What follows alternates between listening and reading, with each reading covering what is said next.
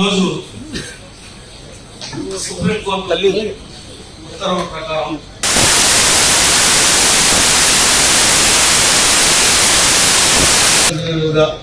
మమ్మల్ని కూడా భాగస్వాములు చేసినందుకు కమిటీ వారికి, ప్రభుత్వ అధికారులకు, జిల్లా కలెక్టర్ గారికి, నా సహచర శాసనసభ్యులకు, మా రైతులందరికీ కూడా హృదయపూర్వక నమస్కారాలు.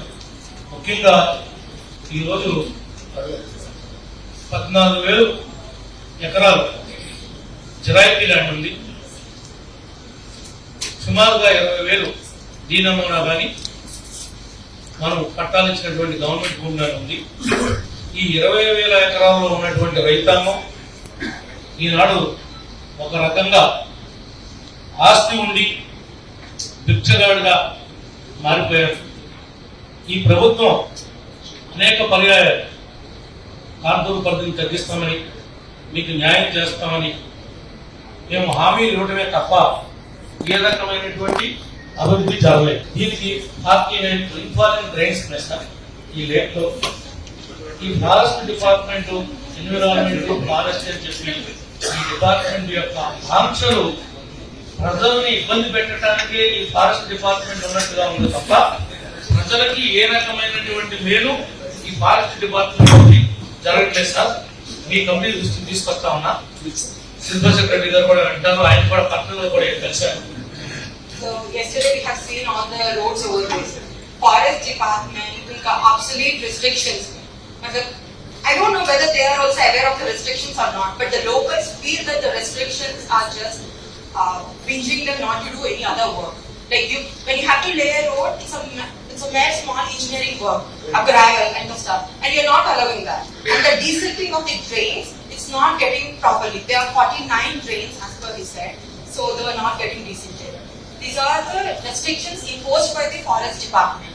So, for example, నేను 2014-19 నెల్లూరు కాన్స్టిట్యున్సీ ఆర్వెల్ అప్పుడు సెంట్రల్ గవర్నమెంట్ నుంచి రూ అర్బన్ కింద ఎకో టూరిజం డెవలప్ చేయడానికి 3 crores ఫారెస్ట్ డిపార్ట్మెంట్ ఈ టూరిజం కి శాంక్షన్ చేయించారు 2014-19. స్టిల్ టుడే ఇంప్లిమెంట్ చేయలేదు. ఈ రోజు కూడా నేను ప్రిన్సిపల్ సెక్రటరీ గారిని కలిశాను, పిసిసి గారిని పర్సనల్ గా 2 times విజిట్ చేశాను, మా కలెక్టర్ గారితో లెటర్ రాయించాను, టెండర్స్ పిలిపించాను. టెండర్స్ పిలిపిస్తే ఫారెస్ట్ డిపార్ట్మెంట్ వాళ్ళు ఆ ఇంజనీరింగ్ డిపార్ట్మెంట్ కి మీ మీద ఎందుకు క్రిమినల్ కేసు పెట్టకూడదని చెప్పి వాళ్ళ థ్రెటన్ చేస్తే పిలిచినటువంటి టెండర్స్ ని క్యాన్సిల్ చేశారు. ఇప్పుడు మాన్సూన్స్ వచ్చేసి ఇవాళ పనిచేయాలంటే కష్టం. 3 కోట్ల రూపాయలు అక్కడ టూరిజం డెవలప్ చేయడానికి సెంట్రల్ గవర్నమెంట్ ఇచ్చినటువంటి ఫండ్స్ ని మన లేక్ లో ఖర్చు పెడతారంటే కూడా ఈ రూల్స్ ఎందుకు అడ్డం వస్తున్నాయి? ఆ రూల్స్ లో ఏమి మేము మిస్టేక్ చేస్తున్నాం? దాంట్లో మా తప్పు నేచర్ ఏమన్నా డిస్టర్బ్ చేస్తున్నాం? మమ్మల్ని ఎందుకు చిన్న పిల్లవాళ్ళగా చెప్తున్నారు?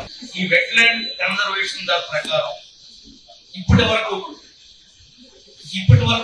నేటి వరకు ₹1 అయినా ఈ ఎన్విరాన్మెంట్ నుంచి ఈ వెట్లాండ్ కన్జర్వేషన్ దానికి ఈ యొక్క ఫారెస్ట్ డిపార్ట్మెంట్ ప్రపోజల్స్ పంపించి దాన్ని లేక్ని ఎకో టూరిజం డెవలప్ చేయడానికి కానీ ఇంకా లైవ్లీహుడ్ ఉన్నటువంటి వారికి క్రియేట్ చేయడానికి కానీ ఏమైనా మెజర్మెంట్ చేశారా? వీడు ఊరికనే కంట్రోలింగ్ తప్ప వీడు దీని మీద ఏమన్నా ప్రాజెక్ట్ రిపోర్ట్ తయారు చేసి సెంట్రల్ గవర్నమెంట్ పంపించి ఏమైనా ఈ లేక్ డెవలప్ చేయడానికి ఇంట్రెస్ట్ చూపిస్తున్నారా? ఒక పాయింట్. రెండోది ఈ క్యాంపా ఫండ్ అనేది ఉంది సార్. ఈ క్యాంపా ఫండ్ అనేది ఈ రాష్ట్రంలో కొన్ని 100 కోట్లు ఉంది సార్. దీన్ని ఖర్చు పెట్టడానికి ఎలిజిబిలిటీ ఉంది సార్.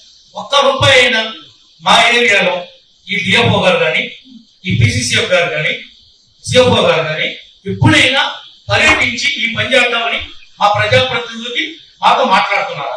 మేము శాసనసభ్యులు నుండి మేము వాళ్ళ దగ్గర బంట్రోద్యోగా పనిచేసే పరిస్థితి ఉంది తప్ప నిజంగా మాకు గౌరవం అనేది లేదు సార్. మేము 1 ఎకరా కూడా ఎవరిని ఎంకరేజ్ చేయమని చెప్పాం, ఎవరిని సపోర్ట్ చేయాలి. మేమేమడుగుతున్నామంటే మా పట్టాదారులకి శాశ్వత పరిష్కారం చూపించండి.